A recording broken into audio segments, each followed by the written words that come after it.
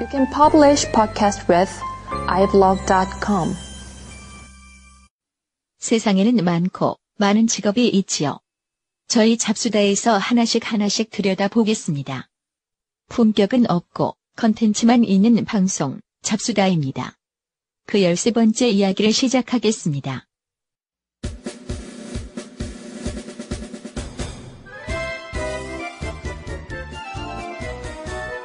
안녕하세요. 대한민국 직업이야기 품격은 없고 컨텐츠만 있는 방송 잡수다입니다. 와, 적응이 빠르시네. 근데 네. 우리가 품격이 없어요?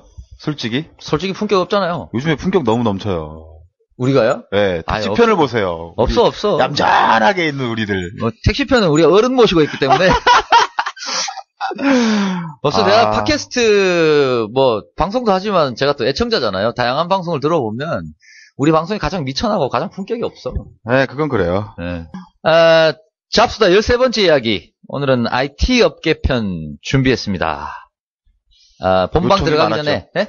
요청이 꽤 있었죠. 예전부터 네, IT 쪽에 달라. 근데 이거 하기 전에 그 IT 업계를 제가 이렇게 생각해 보니까 굉장히 분야가 다양하더라고요. 그러게요. 그렇잖아요, 그렇죠?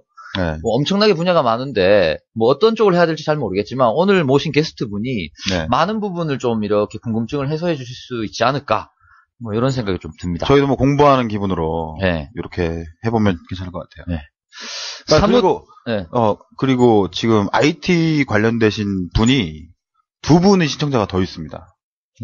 사실 제가 그 분야가 너무 다양하고 뭐가 뭔지 몰라서 한 분은 IT 사설학원을 하신다 그러고 한 분은 또 대기업 쪽에 종사를 하고 계신 분인데 그분은 오늘 게스트 분에 비해서는 경력이 상당히 짧은 편인데요. 다 모셔보죠 네, 근데 어떻게 가능하면 같이 하고 싶다라고 하는데 제가 조합이 될지 안 될지 모르니까 걱정이 크네요. 네, 어쨌든 다 차근차근 하겠습니다. 본방 들어가기 전에 지난해에 대한 소회나 리뷰에 대한 하실 말씀 있으세요? 리뷰는 특별한 거 없습니다. 자꾸 저보고 정찬우 목소리 닮았다고 했는데 아니에요. 정찬우 씨 제가 좀 비슷하다는 소리는 예전에 딱 한 번 들었어요. 되게 못생긴 여자한테. 그 이후로 제가 좀 비슷한 줄 알았는데 그런 소리가 좀 나니까 자꾸 따라하게 되네요. 네, 알겠습니다. 별로 하실 얘기 없으면 바로 본방 들어가겠습니다. 네, 좋은 날씨네요. 네. 굿웨더. 자, 오늘은 IT 업계 뭐라고 설명을 해드리면 좋을까? IT 업계 야매님 모셨습니다. 반갑습니다. 예, 안녕하십니까. IT 업계 하위 80% 영역에 속하는 흔한 스펙을 가진 애청자로서 참석을 했습니다. 너무 겸손한 모드로 시작하시는데 스텔스 모드로 깔고. 근데 닉네임이 야매인데 혹시 왜 야매로 정하신 무슨 이유가 있어요? 일단은 참석하기 전에 좀 생각을 잠깐 해봤는데 제 흔히 얘기하는 스펙이라던가 일반적으로 IT 업계에 통용되는 그런 프로세스를 좀 정통적으로 통하지 않고 좀 사이드로 어택해서 들어가서 지금의 위치에 쌓은 부분이 있어서 역시 IT라 사이드 어택. 사이드 어택이 뭐죠? 옆으로 공격. 옆구리 공격? 그런가 본데요. 어쨌든 이제 정통적인 이런 과정을 거쳐서 지금 아주 자리에 계신 게 아니라 예전엔 다른 일을 하시던가 다른 전공을 하셨다가 이쪽 업계로 들어오게 되셨다. 때문에 일단은 야매시다. 보통 이제 자기 전공에 따라 간다고 하는데 사실 이제 우리나라 같은 경우는 자기 전공대로 가는 경우가 좀 드물거든요. IT 업계도 비슷합니다. 철학하신 분이 갑자기 웹 디자인하고 계시거나 이런 경우도 있고요. 신선한데? 철학에서 웹 디자인 신선한데? 보통 대부분의 이제 IT 업계에 종사하는 많은 분들이 자기 전공하고 상관없이 학원 코스를 거치거나 혹은 독학을 해서 많이 오시거든요. 그래서 일반적인 IT 업계다라고 통칭되는 업체들 가보면 인원의 한 70%, 80%는 다 전공과 상관없이 오신 분들이고 저도 그 중에 한 명입니다. 기준을 어떻게 보냐에 따라서 다를 수 있겠지만 저도 일종의 IT예요. 왜요? 저도 이제 스마트폰이나 어플이나 이런 쪽으로 관련 있는 부분. 말도 안 되는 소리 하고 있어요. 나 참나. 나는 국회의원이다, 이씨. 내가 이명박이다, 이씨. 말도 안 되는 소리 하고 있어. 나중에 하니까. 리뷰 1000개 되면 말씀드리겠지만. 짜증나네, 진짜. 빨리 1000개를 채우든가, 오늘 리뷰도 안 들어오는데. 야, 근래 들었던 진짜 가장 어처구니 없는 소리가 진짜. IT를. 간략하게. 네. 야매님, 간략하게, 프로필을 좀 부탁드릴게요. 셀프 소개. 네. 셀프 소개 좀 하셔야죠, 셀프 소개. 네. 맞아. 일단 앞에서 잠깐 설명드렸다시피, 일단은 IT하고 전혀 상관없는 학과를 졸업해서, 이제 혼자서 저도 마찬가지로 재미로 PC 통신하면서 야동도 받고, 예전에 천리안 그 시절이에요. 맞습니다. 네. 그러다가 재미가 붙어가지고 PC 쪽을 조금씩 공부하기 시작했었고요. 그러다 보니까 이것저것 프로그램 만지다 보니 그 당시에 학교에서는 이제 PC 만지는 사람이 드물다 보니까 이 교수님도 찾고 저 교수님도 찾고 하다 보니 전공하고는 상관없이 그렇게 계속 발전해 나갔어요. 결국에는 야동이 키워낸 일궈낸 산업 여군이 되셨네요. 그렇네요. 네. 역시 야동의 힘은 김본자 이후에 나쁜 것만은 아니에요, 이게. 문 좀 닫아주세요. 전 열어놓죠. 저거요? 바깥 소리가 너무 나. 우린 앰뷸런스 소리 나고 그래야 좀 재밌어요. 그러시다가 그렇게 이제 전문적으로 좀 다루게 되셨는데. 그렇게 하다 보니까 이제 교수님들이 많이 찾다 보니 그때 시절만 해도 PC를 다루는 게 좀 쉽지는 않았거든요. 예, 어려웠죠. 그러다 보니 어떻게 여차저차 하다 보니까 담당하시던 교수님이 학교에 좀 있어봐라라고 제안을 해가지고 교직원으로 좀 들어가게 됐습니다. 교직원 중에서도 이제 전산이나 IT 쪽으로 이제 컴퓨터 관련해서 좀 아니고요. 이제 교학처 쪽에 잘못 찍었어? 취업 정보 쪽. 그런 파트였어요. 그래서 안 그래도 잡수다가 조금 귀에 들어왔던 게 제가 사회 초년 시절에 취업 정보 쪽을 많이 하고 학생들한테도 알려주던 분야라서 그래서 좀 재밌게 들었던 그런 부분입니다. 재밌게 들으셨죠? 네. 다행입니다. 처음에 저희도 비판이 많았죠? 저희요? 네. 저희가 아니라 척척박사 비판이 많았죠. 왜 그래요? 좀 이럴 때 살짝 발 빼고. 그래서요. 교직원으로 계시다가. 그러다 이제 한 1년 반, 2년 좀 안 되게 하다 보니 사실 이제 혹시나 교직원 폄하 발언이 될 수도 있긴 한데 굉장히 심심합니다. 직업 자체가. 일이 없다. 일이 없다라고 하면 없을 수 있는 거고 바쁘다 하면 바쁠 수도 있는 거고 단조롭다는 뜻인가요? 근데 좀 젊은 사람이 그 일을 하기에는 좀 힘들 수 있었어요. 이제 여기저기 다른 학교들도 다녀보면 학교마다 또 차이들이 또 있고요. 그러던 와중에 평상시에 좀 관심 있던 IT 분야에서 이제 좀 콜이 왔습니다. 이제 좀 대기업에 있던 협력업체로 분사된 회사에서 좀 와서 같이 일을 해보자. 가셔도 돼요, 대기업. 샘숭이잖아요, 샘숭. 그래서 이제 옮기게 됐습니다. 그래서 이제 가다 보니 이제 우연찮게 이제 그때가 초창기인데 협력업체라는 이름으로 하청업체. 거죠. 대기업의 하청업체. 그렇죠. 그러니까 자기가 데리고 있던 직원을 분사시키면서 이제 하청 형태로 데리고 있으면서 외부에 있는 인력들을 끌어다가 내부에서 이제 일은 똑같이 하게 하고 급여는 각자 또 다르게 지급되는 그런 해서 그런 형태의 업무도 좀 해봤고요.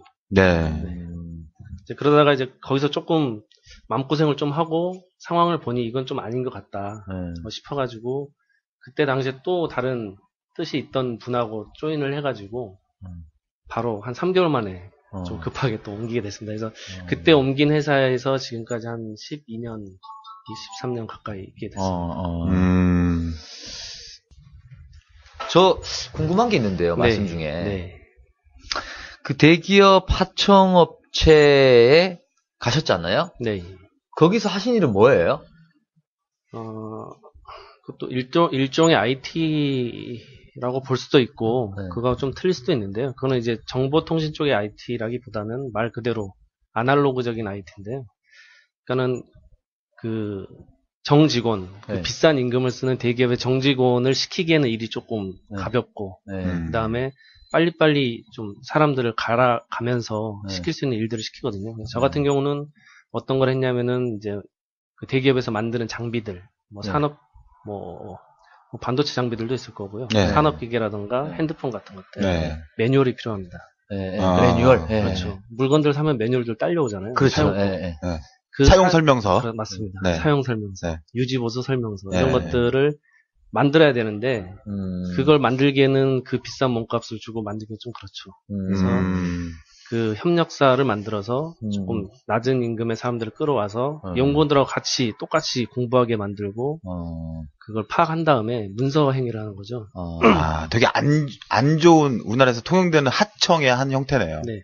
진짜 돈 아끼려고. 지금은 그게 좀 인정이 돼서 좀 이거는 핵심 분야라고 해서 다시 가져갔습니다. 되게. 그러니까 그거를 쉽게 하청을 주고 단가를 줄일 수 있을 거라고 생각했는데 품질 관리가 안 되는 거죠. 네. 그러니까는 그런 돈을 더 주든가 그럼 사람만 부려먹으니.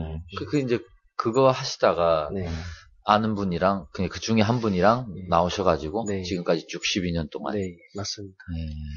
잘 되십니까? 회사? 열심히 재미나게 하고 있습니다. 참 많은 의미를 포함하고 있는 답변이시네요. 그럼 그 나오셔가지고 만든 회사는 무슨 일을 하시는 거예요? 그때 나왔을 때 인원이 3명 정도 인원이었는데요. 여의도에서 조그만 회사에서 진행했는데 그때 이제 초창기 사업으로 진행했던 게 좀 연장선상에 있는 건데요. 매뉴얼을 전자화하는 그런 사업을 했습니다. 이게 이제 향후에 PC에서도 이제 매뉴얼을 볼 수 있어야 된다. 그때 당시에서는 PC가 획기적인 시도였네요. 그렇죠. 그 당시에. 웹사이트 작업도 했고요. 왜냐하면 PC에서 뭔가를 본다라는 그 기술이 필요하려면 웹 디자인을 해야 되고 프로그래밍을 해야 되거든요. 그걸 최초로 하셨어요? 아닙니다. 그게 최초가 아니고 그러한 기술을 요구하는 사업이 전자 매뉴얼이라는 게 있는데 그때 당시가 이제 저희가 이제 1세대인 거죠. 근데 부수적으로 당장 호구지책으로 만들 수 있는 게 웹사이트라는 그런 사업이 되는 거죠. 그래서 뭐 웹사이트라던가 기타 온라인을 통해서 홍보할 수 있는 이런 수단들을 이제 호구지책 형태로 유지보수를 해야 되기, 그 회사를 유지해야 되기 때문에 그렇게 진행했던 거죠. 안 회장님, 호구지책이 뭡니까? 뜻이? 호구 애들하고 뭐 이렇게 호구는 책을 본다 이런 뜻인가요? 그런 거 아닐까요? 저도 몰라서 물어본 거예요. 전 몰라요. 그냥 아는 척 한 거예요. 그건 아니에요. 책 보는 거, 호구가 책 보는 거, 진짜. 그럼 뭐 일하게 된 쭉 과정은 이해가 되고요. 조금 더 구체적으로 저희가 이제 일반 사람들도 IT를 대략 정말 껍데기만 아는 것 같아요. 그래서 본인이 하신 일에 대해서 뭐 조금 구체적으로 시간이 걸려도 괜찮으니까 좀 설명해 주셨으면 좋겠어요. 일단은 이런 내용을 이제 이후로도 계속 주관적인 얘기로 진행이 되겠지만 야매님의 기준에 의해서 그렇죠. 방송하는 거니까. 그래서 어떠한 경험을 가지고서 이런 얘기를 하는지를 설명을 간략하게 좀 드리겠습니다. 제가 처음에 시작한 건 아까 설명했다시피 이제 테크니컬 라이터라는 작업을 먼저 시작을 했습니다. 좀 기술적인 어려운 내용을 이해하기 쉽게끔 풀어서 쓰는 테크니컬 라이터. 라이트 쓰다. 맞습니다. 그래서 그게 이제 이건 아니겠죠. 그 일반적인 책자형을 전자 디지털화하는 작업 같은 것들을 진행했던 거고요. 그러한 이제 글을 쓰려면 이제 PL법과 관련된 이게 제조물 책임법이라고 하는 건데 이건 좀 IT하고는 좀 상관없는데요. 미국이 이게 강력하죠. 네, 맞습니다. 국내에서는 일단은 성장 중심으로 진행하다 보니까는 덮어졌던 법인데 2001년, 2002년부터 이제 좀 확인됐던 거고요.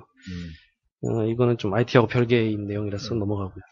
그래서 연계돼서 이제 웹 디자인이라던가 인쇄적 디자인, 웹 프로그래밍, 그리고 프로그램 설계라던가 데이터베이스, 그리고 이제 SI 사업 기획 이런 것들을 쭉 해왔습니다. SI는 뭔가요? 이제 시스템 인테그레이션이라고 해가지고요. 기존에 존재하는 것들을 짜깁기 해가지고 새로운 형태의 어떤 융복합 형태 솔루션을 만들거나 아예 존재하지 않는 어떤 거를 돈을 가지고 있는 사람이 오더를 내면 전주가 되고 맞습니다. 개발을 하고 이런 그걸 들어보고서 어떤 기술을 합치면 만들어질 수 있겠다. 이거는 이제 말 그대로 소프트웨어만 가지고도 할 수 있고요. 소프트웨어나 디바이스나 하드웨어를 융복합해가지고 새로운 형태의 걸 만들어낼 수도 있습니다. 이제 그 외에도 이제 지금 제가 현재 진행하고 있는 것들은 보면 주로 이제 IT 분야의 이제 컨텐츠하고 서비스 기획이라던가 혹은 이제 정부 과제라던가 공공사업 같은 거의 기획 제안 이런 작업들을 요 근래에는 많이 하고 있습니다. 인터랙션 디바이스는 뭐예요? 요새 무슨 축제라던가 네. 어떤 국제 행사 같은 거 가면 많이 보실 수 있는데요. 관람객들 손동작이라던가 동선을 분석해가지고 컨텐츠들이 피드백을 해주는 그런 것들입니다. 그래서 그러니까 이건 쉽게, 죄송합니다. 괜찮아요.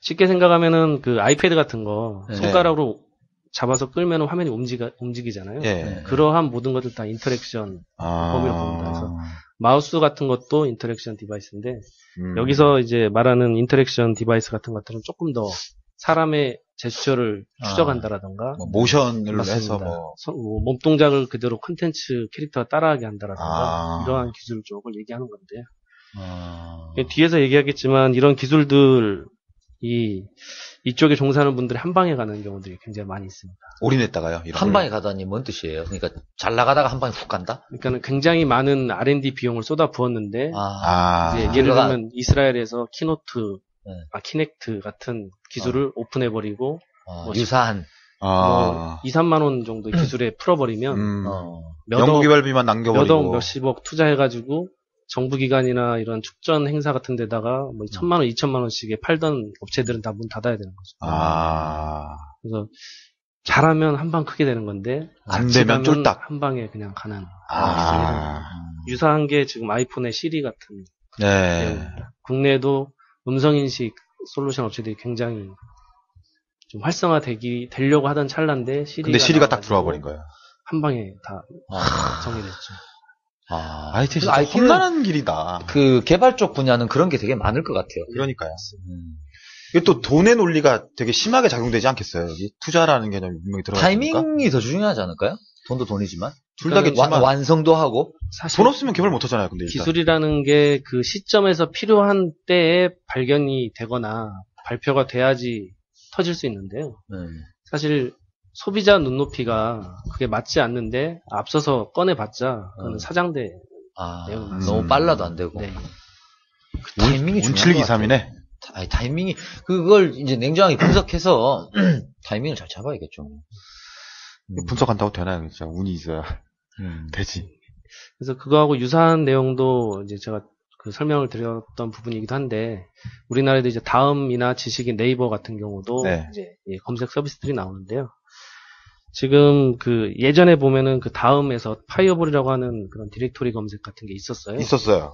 근데 그게 접었습니다. 왜냐면은 이제 시도는 굉장히 좋았죠. 그 지금의 네이버의 지식인 같은 사람들이 그 안에서 그 재능 기부하면서 사이트들이 올라오면 디렉토리에 맞게끔 배치해주고 소개해주는 거였는데 이제 사람이다 보니까 돈이 오가고 그러면 뒷돈이 맞습니다. 올려달라. 그래서 굉장히 유용하지 않은 사이트인데 디렉토리 맨 상단에 배치되기도 하고 부작용이 컸네요. 근데 그거를 이제 네이버 쪽에서는 캐치한 거죠. 저게 돈이 될 수 있구나. 그래서 이제 지식인 같은 경우도 그 에디터라는 사람들을 재능 기부, 지금으로 얘기하면 재능 기부죠. 그렇죠. 무수히 모아가지고 지식인의 답변을 달아주게 하고 각 분야별로 그 에디터라는 사람들 운영을 했는데 피드백 해준 건 아무것도 없죠. 단지 그냥 봉사죠, 명예직이었는데 그걸 다 걷어내고 지금은 이제 뭐 어떤 피드백을 해주는지는 모르겠지만 특별한 피드백 없는 걸로 아는데 그냥 자체 자기 명예이자 홍보자 뭐 이런 거 개인적인 홍보로 쓰는 거죠. 또 블로그 같은 거 활성화시킬 수 있으니까. 블로그는 너무 상업적으로 좀 변질된 것 같아. 블로그나 뭐 카페 같은. 전 지금도 후회가 돼요. 진작에 블로그 하나 만들어서 저도 파워블로거가 돼서 돈이나 좀 몽창 받아 먹을 걸. 알겠고요. 그 부분도 이제 파워블로거 왜요? 제가 얘기만 한 반응이. 해외 같은 경우는 파워블로거가 굉장한 영향력을 갖는데 이제 국내 파워블로거 특히 이제 네이버 같은 경우는 영향력이 별로 없습니다. 왜냐하면 사람들이 안 믿어요. 지금은 좀 그렇죠. 지금은 워낙 부작용들도 많았고. 초창기에는 영향력이 굉장히 좋았는데 지금은 사람들이 잘 안 믿어요. 네, 야매님 누구 닮았다는 소리 안 들으세요? 저는 난 알 딱 것 같아. 문 열고 들어오신 순간 딱 전 느꼈습니다. 맞나 틀리나 한번 들어보게요. 말씀해보세요. 분명히 누구 있어요. 들은 적 없어요? 닮았다고? 분명히 있어요. 있으실 것 같아. 마이크 좀 가까이 대시고.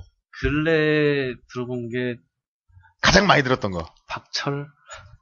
박철이요? 아니야. 더 닮은 사람 있어요. 더 훨씬 더. 다 얘기해보세요. 그 야구 선수 누구죠? 네. 야구 선수요? 최진실 예전 조성민. 네. 그런 얘기도 살짝 들은 것 같아요. 내가 봤을 때 야구 선수는 조성민 씨보다는 오히려 우리 일본에서 돌아온 누구지? 김태균 씨? 에이, 김태균 선수랑 더 닮지 않았어? 김태균은 하나도 안 닮았어요. 일단은 정리하면 좀 뚱뚱하다.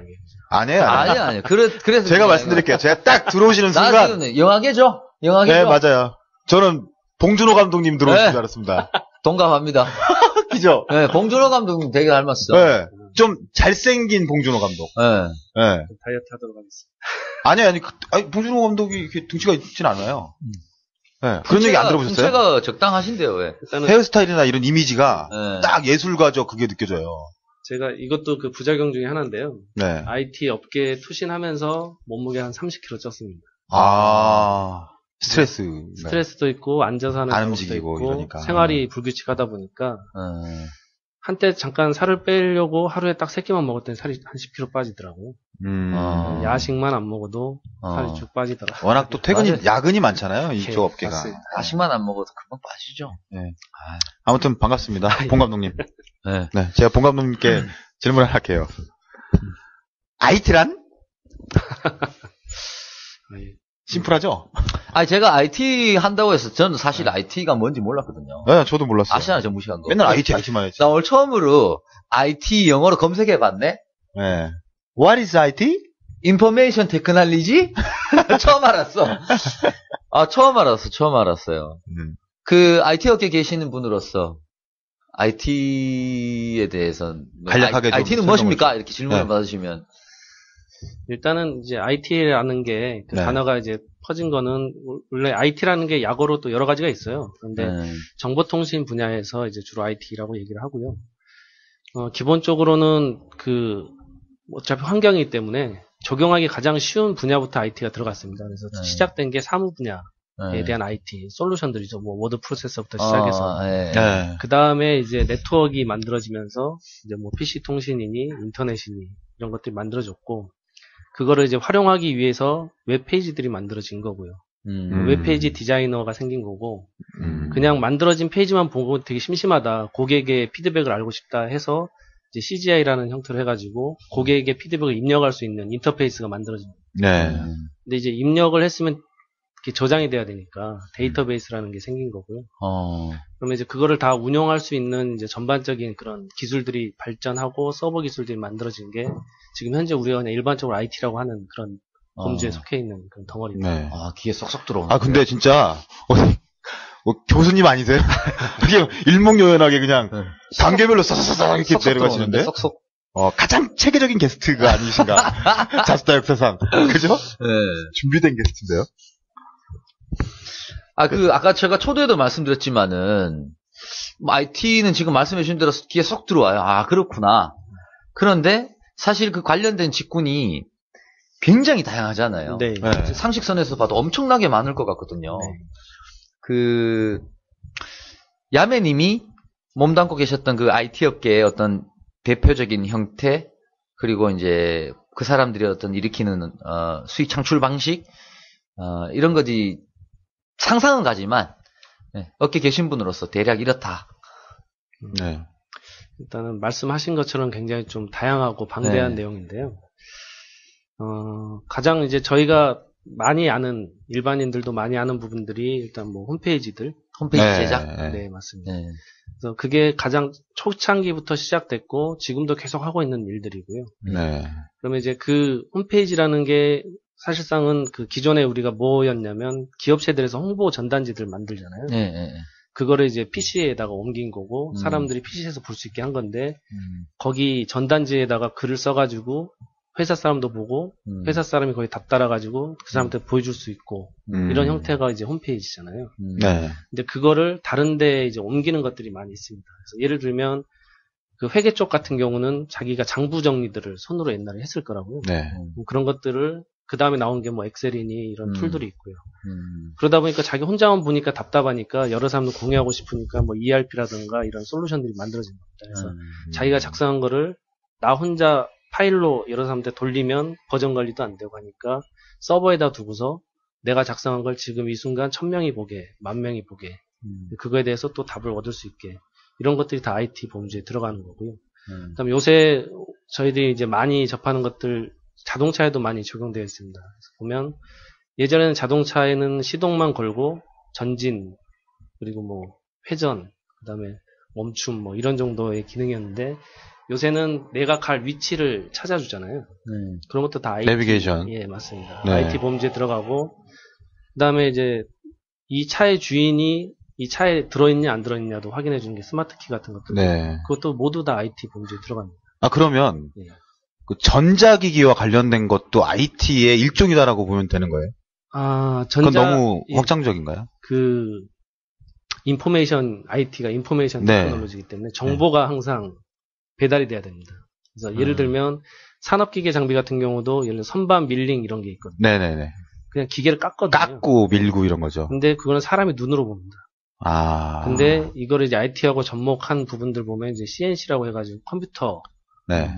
그걸 제어를 하거든요. 근데 거기까지도 사실은 IT 기술로는 잘 안 보아요. 근데 이제 그거를 뭐 캐드캠이나 이런 것들 이용해가지고 깎거나 그거에 대한 검증 하는 이런 프로그램들이 있습니다. 네. 거기서부터 IT 범주로 좀 봐주고요. 요새는 그 이제 통신 프로토콜을 이용해가지고 네. 그 장비를 켜기도 하고 끄기도 하고 그 스케줄링을 합니다.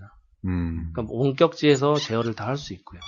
그러니까 TV는 IT가 아니네요. 쉽게 얘기하면. 그러니까 정보라는 게 네. 가고 오고 피드백이 맞습니다. 있거나 그 전달하는 프로그램이 있거나 네. 이런 것들이 관련된 게 다 IT 계열에 속한다 이 말씀이잖아요.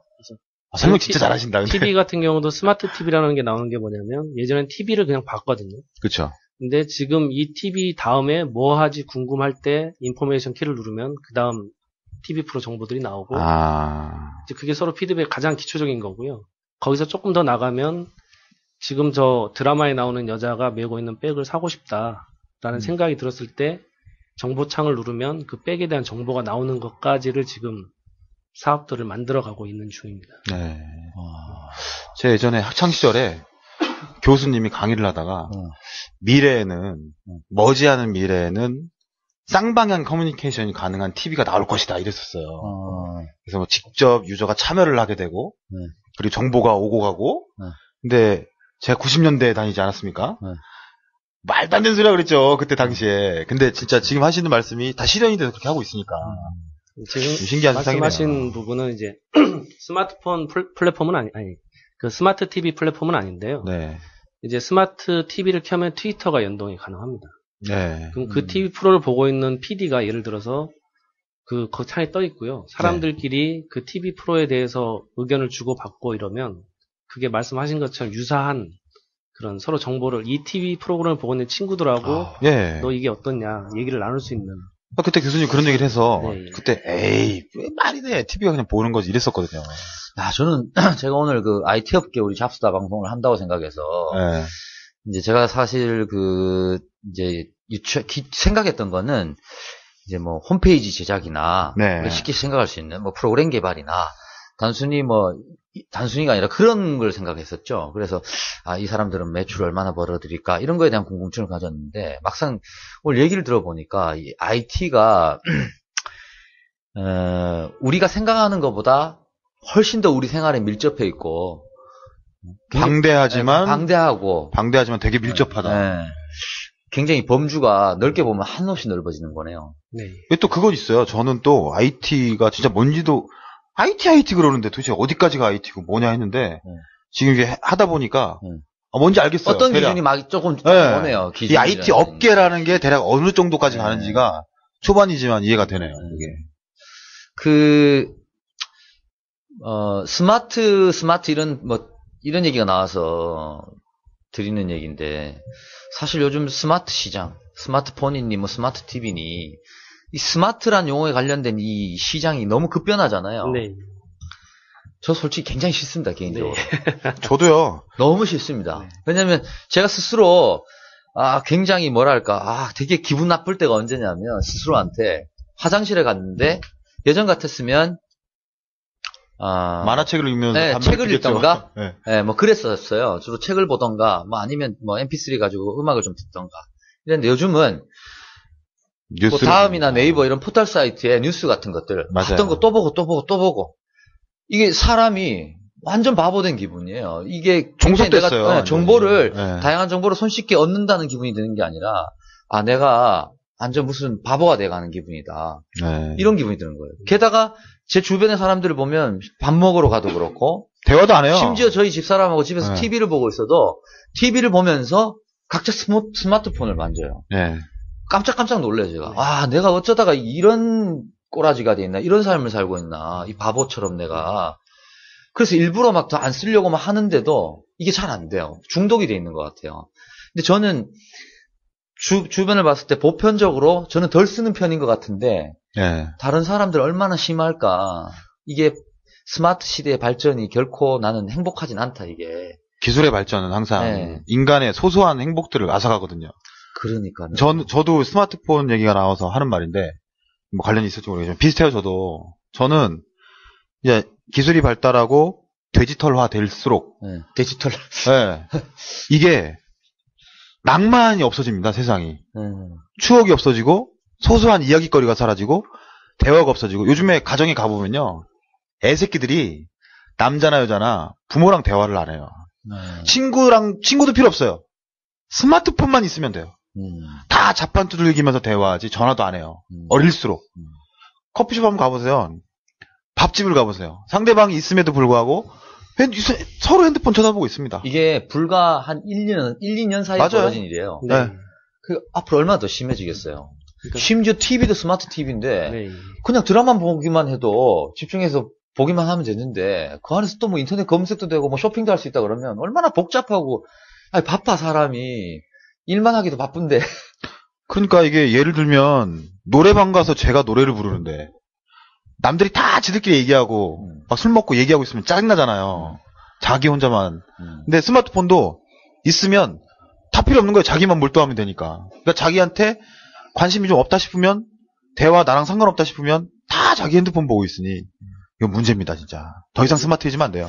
그런 게 이제 소비의 형태인데요. 이제 사실 스마트 기기라고 해가지고 그런 어떤 컨텐츠들을 막 그 핸드폰을 통해서 보는 게 사실 스마트한 건 아니거든요. 그러니까 스마트라는 거는 이게 여기서 정의된 스마트라는 거는 스마트. 원하는 정보를 시적절하게 자기가 원하는 때에 마음대로 받아보고 또 내보내고 할 수 있는 그런 기기를 가지고 있는 거예요. 근데 이제 우리 처음에 뭐 TV 나왔을 때나 케이블 TV라는 게 막 나왔을 때 사람들이 거기서 멍하니 앉아가지고 중독돼가지고 하루 종일 쳐다보고 있는 것 같은 개념이거든요. 지금도 이제 자기가 원하는 게 바로바로 내 주머니로 들어오니까 이제 거기에 이제 중독되어 있는 형태인데 그걸 어떻게 잘 활용하느냐에 따라서 더 스마트해지는. 스마트라는 게 영리한 게 아니라 영악해지는 것 같아요. 갈수록. 그래서 이제 지금 와 계신 야매님 같이 똑똑한 사람들이 많으면 좋은 거 개발한 사람들이 많으면 인간의 삶은 아이러니하게도 내가 봤을 때는 행복하고 탁해집니다. 가능성이 높다. 개인화되고 좋지 않아요. 이거 야매님 모셔놓고 할 얘기는 아니다, 그죠? IT 나빠요, 이건데. 예전에 그 비슷하게 스마트하고 비슷한 단어가 예전에 퍼지라는 게 있는데 모든 전자 제품에 다 퍼지라고 붙였습니다. 발음 잘하셔야 됩니다, 이거. 퍼지라고 뭔 뜻이에요, 인공지능이라고 해서 옛날에 세탁기에도 퍼지. 다 붙었잖아요, 인공지능 퍼지. 그래요? 그러니까는 무식이에요.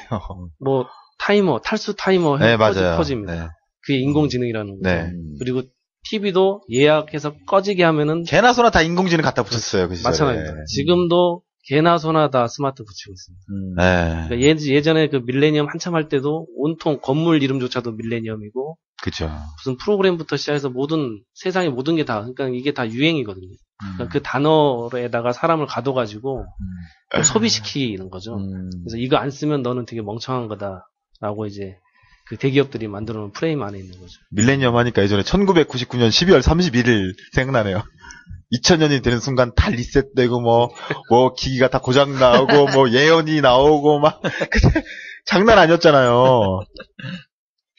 그때 밀레니엄 시기에 새천년 민주당도 있었고 개발자들도 갑자기 호황을 맞았었던. 그래서 이게 뭐 본의 아니게 얘기가 좀 막 옆으로 빠졌다가 되게 길어졌는데 제가 다시 한번 좀 궁금한 게 그렇게 많잖아요. 근데 지금 다른 분야는 어차피 야매님이 몸담지 않으셨으니까 야매님이 몸담으셨던 그 분야. 네. 그 분야의 매출 방식은 거의 주로 대기업하고 거래하는 건가요? 이게 이제 여러 가지인데요. 네. 일단은 이제 회사 대 개인들이 거래하는 방식도 네. 있고요. 회사 대 회사로 거래하는 게 있고, 저희 회사가 대기업에 납품하는 방식도 있었습니다. 근데 요 초창기에는 그거를 가리지 않았고요. 요새는 이제 개인들은 상대하지 않고요.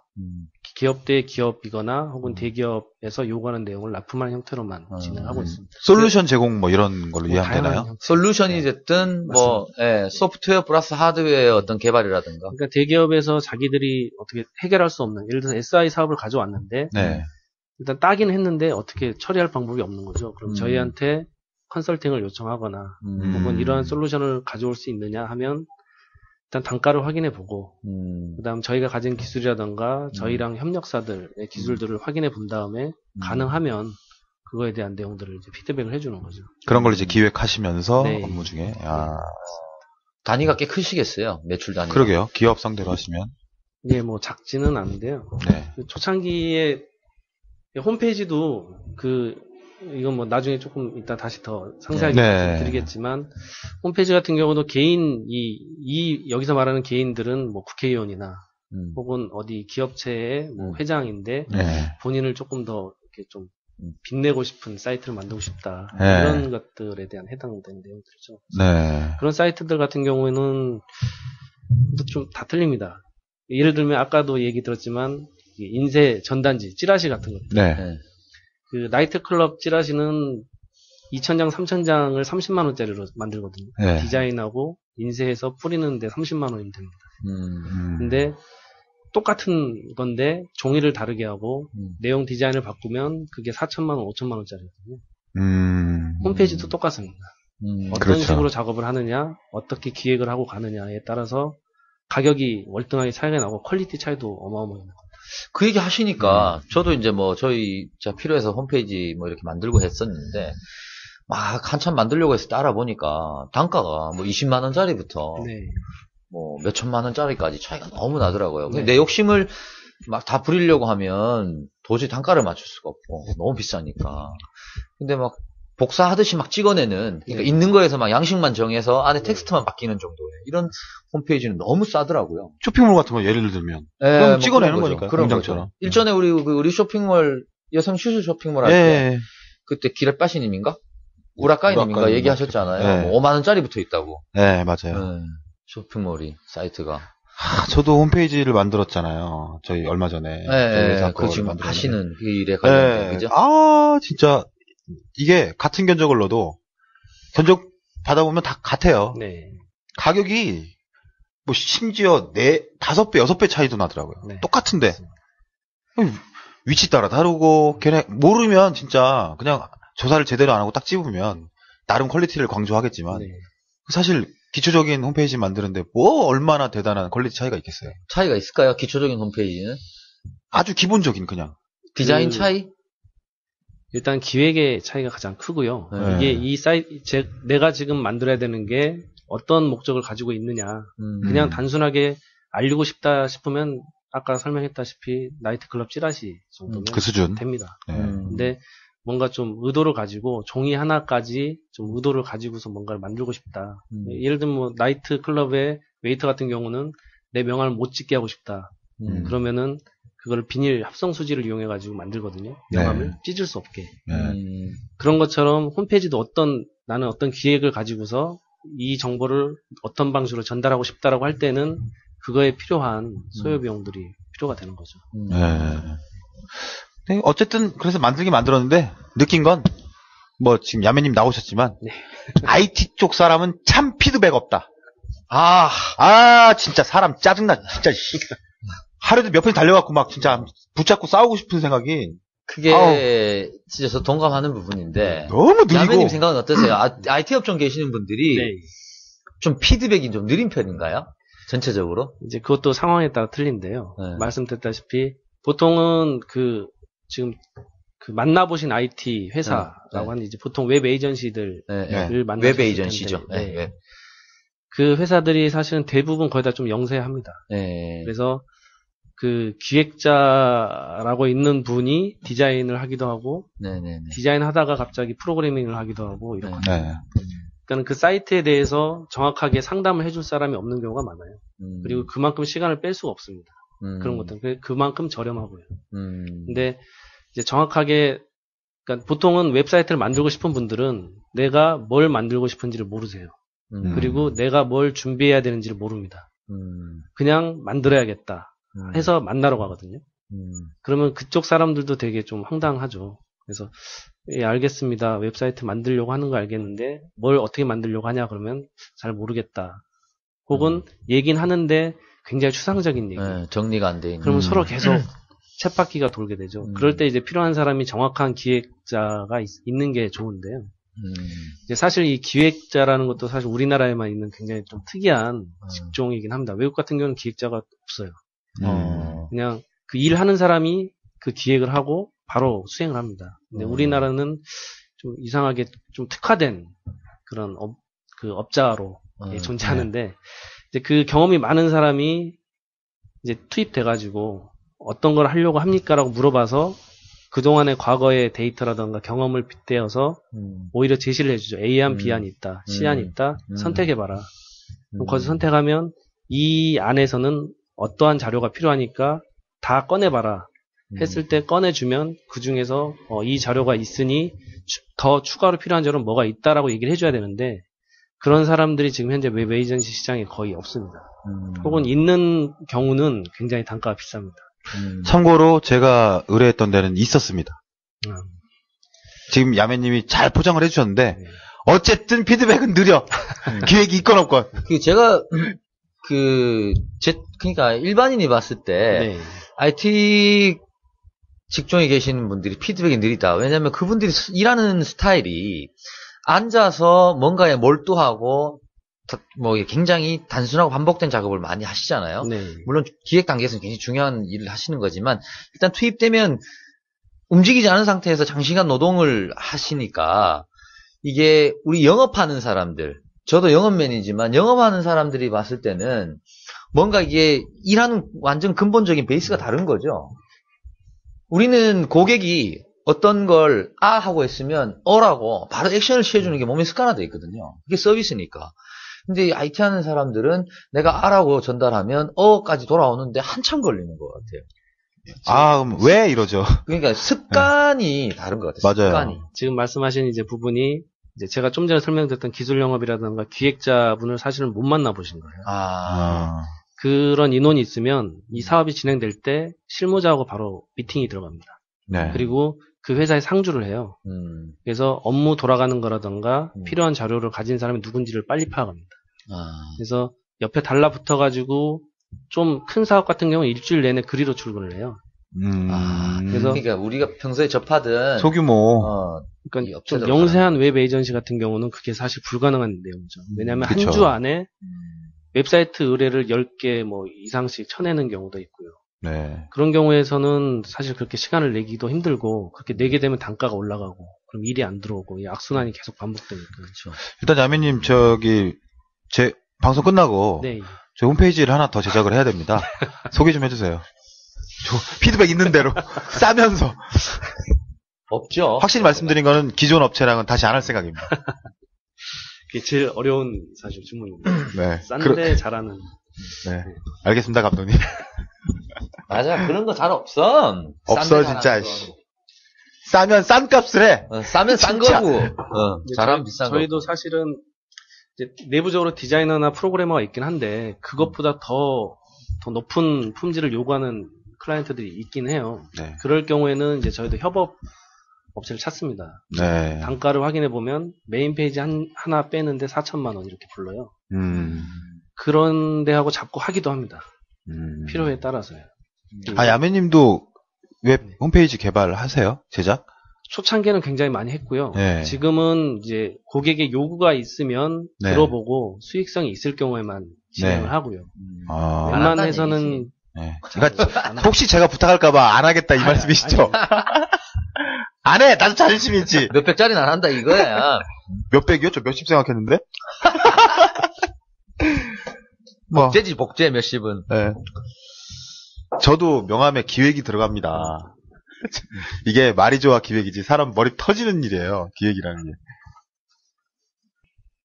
저는 개인적으로 IT 업계, 보통 IT 업계라고 표현을 하잖아요. IT? 뭐 IT 직군 이런 말보다는 흔히들 일반 사람들이 달고 사는 말이 IT 업계인데, IT 업계라는 말을 듣게 되면 개인적으로 떠오르는 단어가 프리랜서예요. 네. 그러니까 막 어디든 프리랜서가 다 존재를 하지만 네.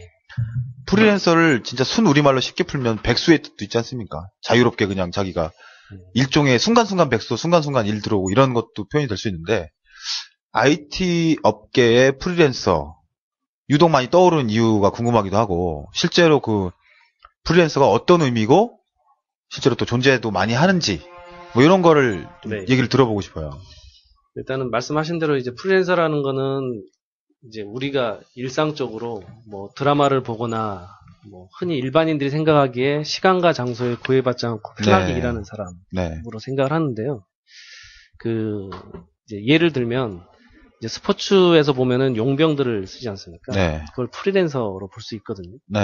그래서 이제 정규 우리나라 선수들 같은 경우가 이제 정식 직원에 해당이 되는데, 뭐 고등학교 선수, 대학교 선수 거쳐서 프로에 오는 과정 중에 장단점을 파악해서 코치나 감독들이 계속 케어를 해줘요. 그리고 슬럼프에 좀 빠지면 좀 케어도 또 해주고, 잘 할 수 있을 때 내보내주고. 용병들은 바로 그 기능이 존재해야 됩니다. 그래서 그 돈을 지불한 만큼 뭔가 피드백을 해야 되고, 그 결과가 안 나오면 바로 내쳐집니다. 그래서 사실은 프리랜서라는 그 직종은 굉장히 힘든 직종이에요. 그리고 굉장히 잘해야 되고요. 그 실력도 있어야 된다 이거. 맞습니다. 그리고 이렇게 여유 있는 생활 이런 거 있다라는 건 거짓말입니다. 굉장히 힘듭니다. 그리고 자기한테는 기회가 없어요. 보통 실수하면 기회를 다시 주는데, 그걸로 끝이에요. 프리랜서는 기회가 없습니다. 가차 IT 쪽에서 그래서 맞습니다. 한 번에 잘해내야 되고 실수하면 바로 내쳐지죠. 근데 그 말씀 중에 죄송한데 제가 생각하는 프리랜서와 지금 답해주시는 프리랜서 개념이 좀 다른 것 같아요.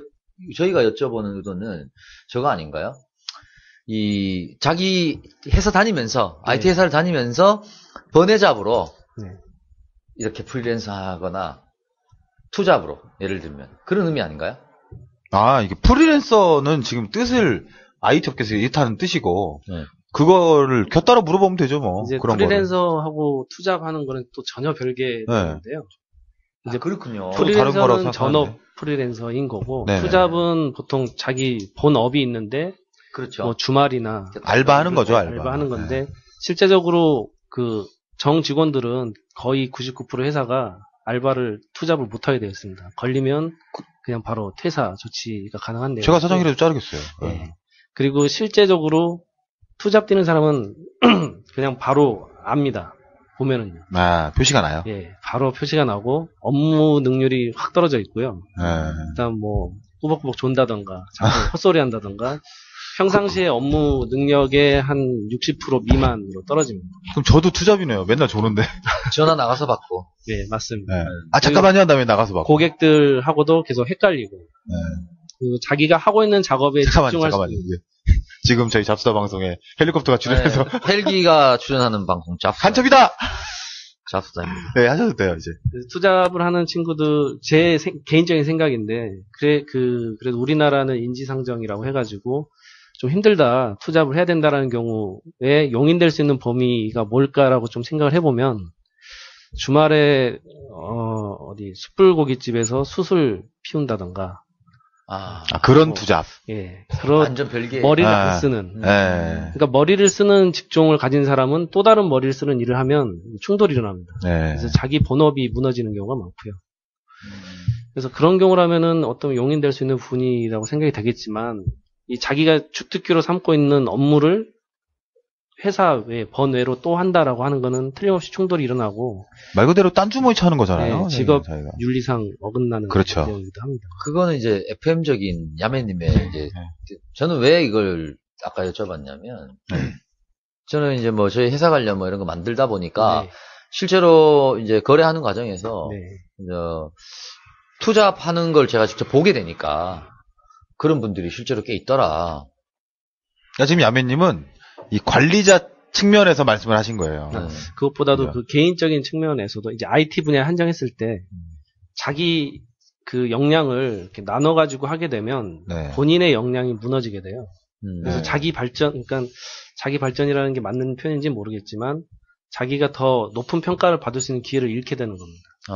그래서 길게 봤을 때 마이너스적인 요소죠. 그리고 회사의 관리자나 평가자들이나 팀원들이 봤을 때도 저 사람 별로 실력 없다라고 하는 순간 그 사람은 웬만큼 잘해가지고는 다시 만회하기 커리어가 확 무너진다 이거죠. 네, 일단 프리랜서가 있긴 한데 투잡을 뛰는 사람의 경우, 그러니까 프리랜서 같은 경우는 이제 업태가 좀 틀린 건데 프리랜서라고 하는 사람들은 말 그대로 이제 계약직이잖아요. 이 사람들은 정직원하고 틀리게 좀 큰 실수하면 절대 덮어주지 않습니다. 책임을 명확하게 묻고요. 게다가 계약직이니까요. 심지어 배상 요구까지 들어가는데요. 큰 실수를 했을 경우. 그 대신에 그 정도 역량을 가진 프리랜서라면 어떤 오더의 크기도 상당하겠네요. 일단은 이제 프리랜서라는 자기가 본인 스스로 내가 프리랜서다라고 얘기하는 분들이 10분이 계시면 그 중에 2분 정도는 정말 프리랜서 실력자. 자격이 있고요. 8분 정도는 그냥 백수로 하기 좀 민망하니까 프리랜서라고 하고 약간의 기능을 가진 분들이 현실입니다.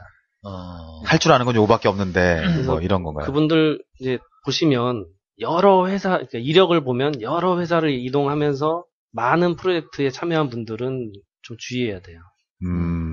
이게 일명 먹튀인 케이스입니다. 그래서 이력을 보고서 프로젝트에 들어왔는데 할 줄 아는 게 없는 경우. 그 다음에 개발자나 디자이너 간에 커뮤니케이션이 안 됩니다. 그렇다고 해서 뭐 이걸 어떻게 걸 수 있는 방법은 전혀 없거든요. 그러겠죠. 그럼 뭐 한 달, 2달 잘 숨기는 분들은 뭐 석 달, 넉 달까지 숨기고 있다가 나중에 뭐 좀 빵 터지거나 이런 경우들이 있는데 그래서 굉장히 힘든 그래서 프리랜서다라고 하면 일반적으로 기업체, IT 업체 입장에서는 좀 잘 안 믿습니다. 의심하고 계속 검증하려고 하고 그다음 일부러 더 빡세게 굴리겠네요. 가져와봐라. 작업했던 거. 결과물을. 특히나 이제 디자이너 같은 경우는 오히려 그게 좀 드문데요. 개발자 같은 경우는 실력을 당장 확인할 방법이 없습니다. 그러겠죠. 그리고 결과물도 가져와봐라 했을 때 오픈소스들을 어떻게 잘 짜게 해가지고 가져와서 동작하면 이거는 검증하기 힘들거든요. 그 회사에 이제 굉장한 역량을 가진 개발 팀장이 있으면 바로 깔 수 있겠지만 그렇지 않은 경우는 그냥 동작만 되면 넘어가는 경우들이 많아서 굉장히 좀 사실 프리랜서 시장은 그래서 잘하는 친구들은 어떤 회사가 자기 그 레퍼런스 상에 회사가 그렇게 많지 않아요. 일했던 회사들이 프로젝트들은 꽤 많고 그래서 잘하는 친구들은 그 프리랜서가 비용이 좀 비싸더라도 놓지 않습니다.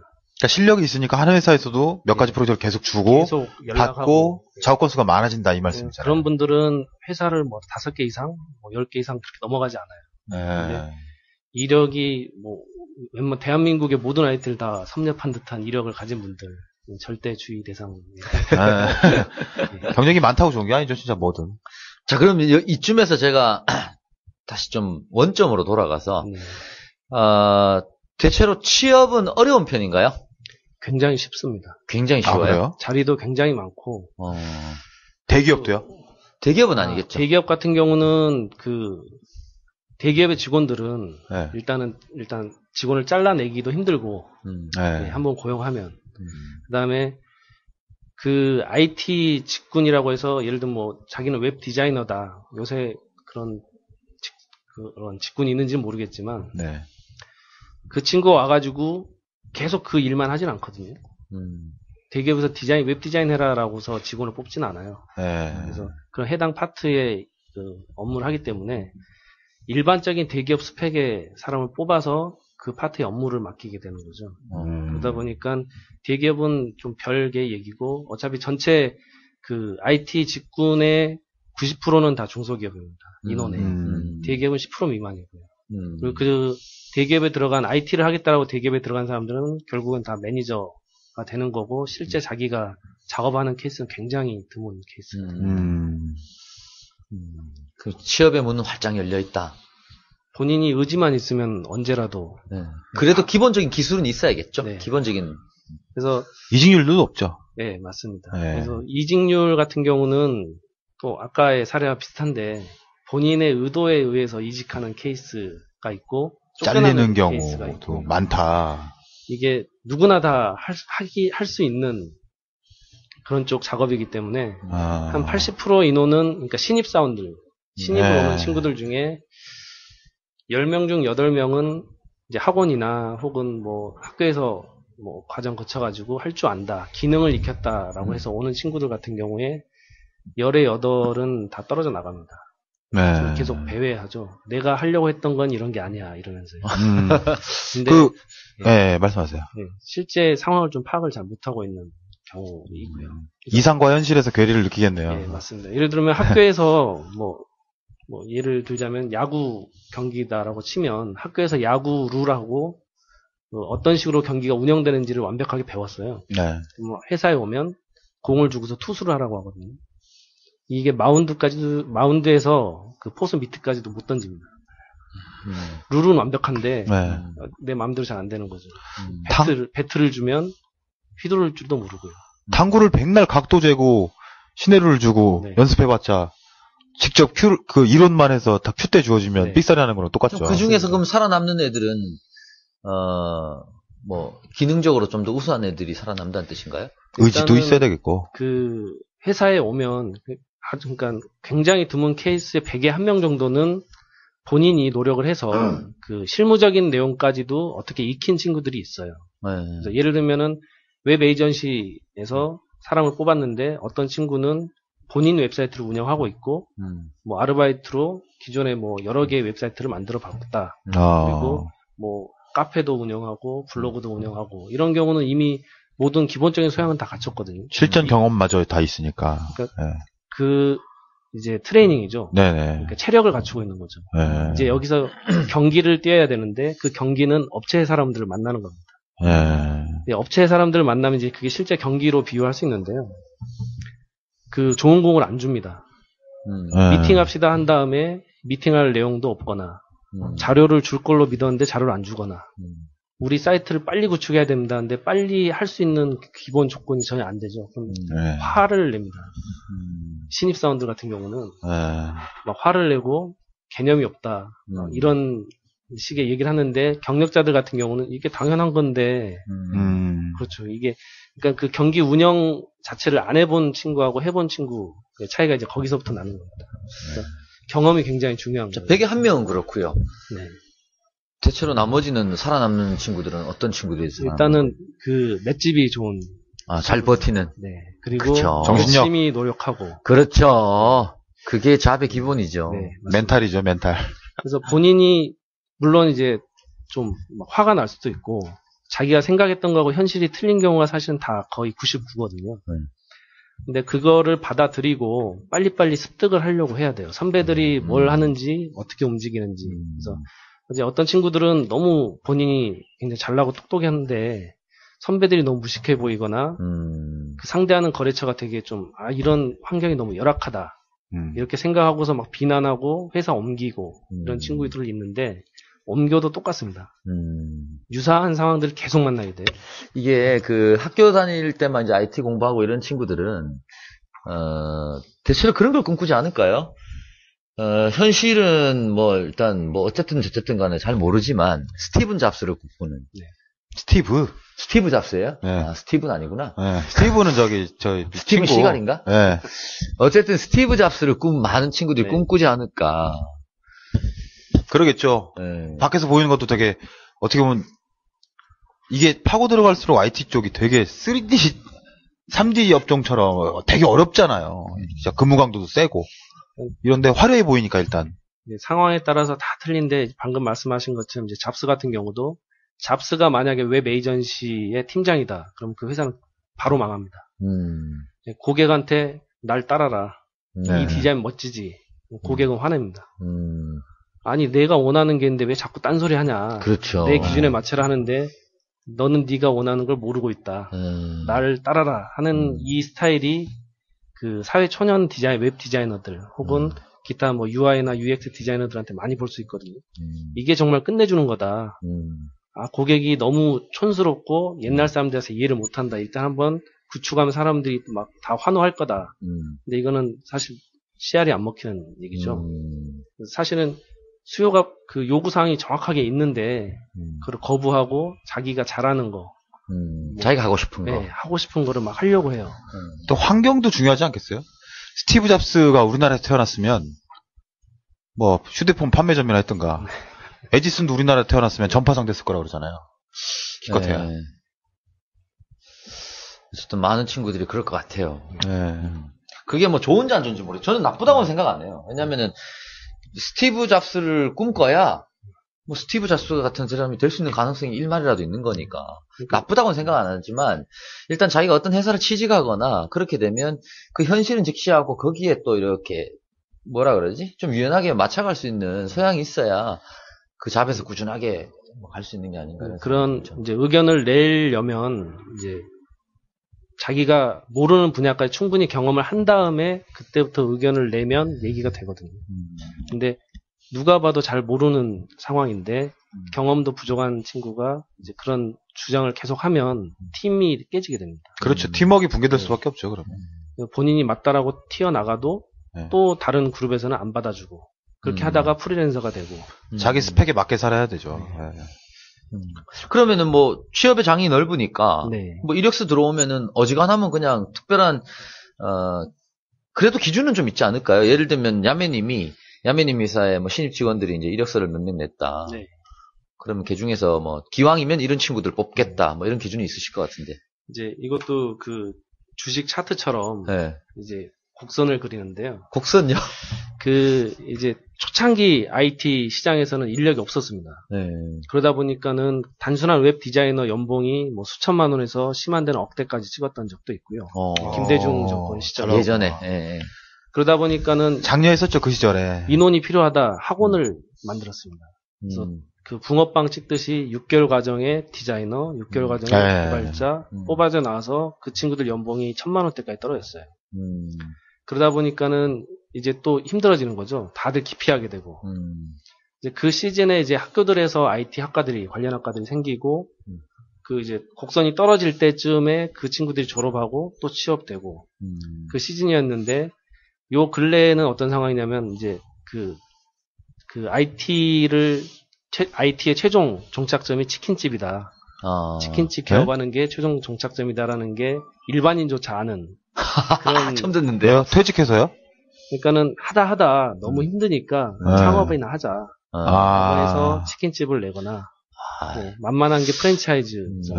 제가 프랜차이즈 쪽은 좀 아는데 어렵습니다. 맞습니다. 그렇게 만만하지 않습니다. 절대. 저도 조금 아는데 그래서 힘들더라고요. 이런 IT 쪽 하는 그런 회사들 모였는데 근처에 치킨집에 가서 개발자가 소스 물어보면 치킨집 아저씨가 치킨 튀겨주다가 소스 풀어주는다. 이런 농담도 있고 이랬는데 요 근래에는 없습니다. 인원이. 또 없는 시즌입니다. 기피하는 거죠? 안 오죠. 그런 얘기를 계속 듣다 보면 이제 피하게 됩니다.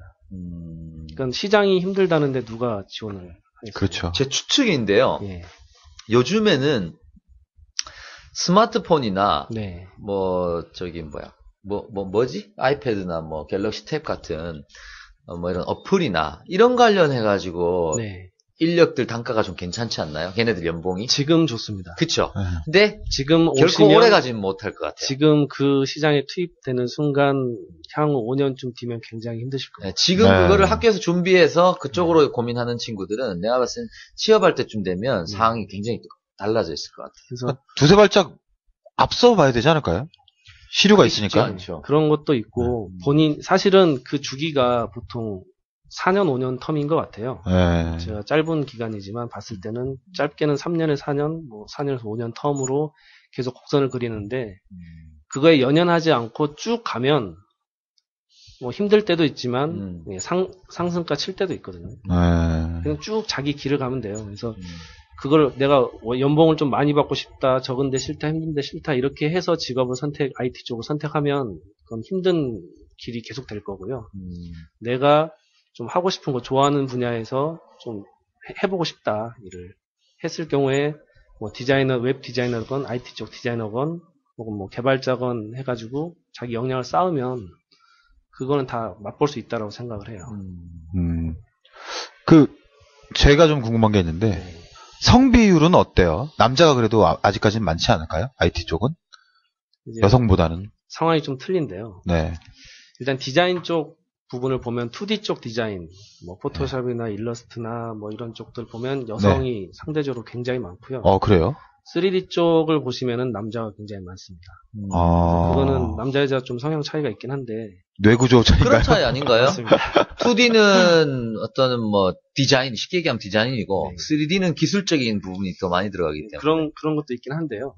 이제 우리가 일반적으로 알려져 있다시피 여자들이 남자보다 공간 지각력이 떨어진다라고 하잖아요. 과학적으로도. 공간 지각력. 예를 들면 운전할 때 딱 알죠. 네. 네. 앞만 보고 가니까. 3D 같은 경우는 자기가 그 3D 매스를 올릴 때 미리 예측을 해요. 예상을 하고 이게 입체감이 어떻게 생길 것이다라는 걸 감안한 다음에 네. 그 아무것도 없는 까만 공간에다가 입체 디자인을 만들어내거든요. 근데 여자들의 경우에 이제 남성적 뇌를 가진 분들은 그게 적성에 맞을 수 있지만 대체적으로 힘들어요. 체질적으로 타고나길 좀 힘들게 태어났어요. 그래서 3D 쪽 파트 디자인 보면 남자가 월등히 많고요. 여자는 별로 없습니다. 2D 쪽 가면 남자가 좀 드물고 좀 여성적인 남자들이 가끔 많이 보이죠. 지금 야매님이 여성 비하발을 하고 계시는데. 큰일 나시는데. 여성가족부에서 고소 들어와요. 여성 비하가 아니고 입증된 과학적으로 입증된 내용이고. 왜 이런 거 있지 않아요? 꼭 인정 안 하니까요. 이런 거 있죠. 여자들이 맛집이라고 얘기하는 맛집이랑 남자들이 맛집이라고 얘기하는 맛집은 다른 거. 네. 맞아요. 틀려요. 진짜. 여자들은 좀 이렇게 사진 찍어서 이쁘게 잘 나오는 맛집. 색깔 좋고 인테리어 이쁘면 그게 맛집이야. 남자들은 어디 뭐 곱창 맛있고 고기 맛있고 뭐 이렇게. 이거는 이제 차별이 아니라 차이인 거고. 차이죠. 보면은 이제 남자들 같은 경우에 이제 1살, 2살짜리 남자애들은 파란색을 선택을 해요. 근데 1살, 2살짜리 여자들은 분홍색을 선택을 합니다. 아니, 우리 야매님 혹시 심리학도 공부를 하셨나요? 뭐, 이것저것 잡다하게. 굉장히 다방면에. 야매님 그 얘기하시니까 제가 좀 궁금한데, 저는 지금도 핑크가 좋은데, 제 성 정체성을 의심해야 돼요? 그래서, EBS 다큐 같은데, 많이 이렇게 보시면, 뇌가 성별이 따로 있더라고요. 남성적인 뇌, 여성적인 뇌가 있어서. 그래서 여성적인 뇌를 가진 분들은 분위기라던가 뭐 이런 것들에 굉장히 잘 반응하고 민감한데, 남성적인 뇌는 메카닉한 부분. 제가 좀 여성적인 뇌예요, 진짜로. 되게 섬세하고. 그래서 남자가 어떻다, 여자가 어떻다 이게 아니고, 남성적인 성향의 사람, 여성적인 성향의 사람이 있는 거죠. 분야마다 다르다, 이 말씀이죠. 네. 토익 같은 거는 필요 없죠? 취업하는데. 그쪽은. 대기업은 필요합니다. 물론 대기업은. 그건 당연한 스펙이니까. 왜냐면 대기업은 다 필요해. 그리고 이제 필요 없으면서 필요해. 사다 필요해. 지네끼리 무슨 상류사회 유지하려고 하나 봐. 뭐 이렇게. 이제 중견기업 같은 경우도 많이 따라해요. 그래서 토익 점수를 요구하는데 실제적으로 대기업도 마찬가지지만 토익 점수는 최소 점수만 넘어가면 됩니다. 아니 해외 영업할 애들만 토익 점수 높으면 되지. 쓰지도 않는 영어. 이제 개발자 같은 경우는 이제 외국 그 원서 같은 것들을 봐야 되는 필요도 있기 때문에 이제 요구할 수 있다라고 얘기될 수 있지만 실제로는 토익하고는 아무 상관없어요. 토익하고 관계없어요. 저도 옛날 해외 영업할 때 오다짱 외국에서 미국에서 받고 했지만 토익 점수랑 관계없습니다. 고등학교 졸업하면 다 볼 수 있어요. 맞아요. 다 볼 수 있어요. 그거 몰라도 봐요. 스마트폰 어플만 있어도 해석돼요. 그리고 토익은 6개월만 공부하면 800 정도 맞아. 6개월. 정상적으로 고등학교 졸업하고 토익 공부만 6개월 하면. 6개월 800은 솔직히 어렵다, 진짜. 그럴까요? 고등학교 나오고 6개월 공부하고 무슨 토익 800을 맞아요. 제가 옛날에 해봤어요. 제가 뭐 잘 맞았다는 뜻은 아니지만. 도서관에 앉아서 토익 공부만 죽으라 해본 적이 있어요. 시험 칠 때마다 점수가 100점씩 올라가요. 정말. 200점부터 시작한 거 아니에요? 그러니까 올라가지, 씨. 700에서 800, 800에서 900이 얼마 있는데. 토익 점수를 가지고 이 사람의 어떤 영어 활용 능력을 평가하는 건 내가 봐서 굉장히 바보 같은 짓이에요. 맞습니다. 실제로 그냥 면접 보고 스피킹이 필요하면 스피킹 통해서 얼마나 이 사람이 할 수 있는가 그거 보면 되는 거고. 한 매치 쳤나봐요. 왜 이렇게 영작을 시켜보면 되는 거고 하는 거지. 토익 점수 가지고 보는 건 정말 아둔한 짓이야. 아니 왜 이렇게 흥분을 해요? 이거 대기업에 면접 보는 사람들 좀 심각하게 들어야 돼. 듣고 있나 임원들? 외국어를 잘하는 것은 직업에 따라 매우 큰 도움이 되기도 합니다. 그런데 대부분의 취업 준비생들이 무작정 토익 공부에 너무 많은 시간을 투자하는 것은 정말 아이러니합니다. 실제 비즈니스에 뛰어들어 보면 이를 대하는 자세, 열정, 성실, 사람 됨됨이 등이 성적보다 더 중요한 것 같던데 이건 잡수다만의 생각일까요? 그 IT 쪽의 사람들도 많고 분야도 많지만 제가 알기로는 강도는 상당히 센데 급여 수준은 상당히 낮은 걸로 알고 있어요. 신입 때. 네. 뭐 다들 그러지만 그것도 이제 상황에 따라서 구체적으로 좀 그걸 설명을 해주세요. 여기서 IT 업계 일부를 마칩니다. 2부에서도 피가 되고 살이 되는 IT 이야기가 계속됩니다. 뿌잉뿌잉.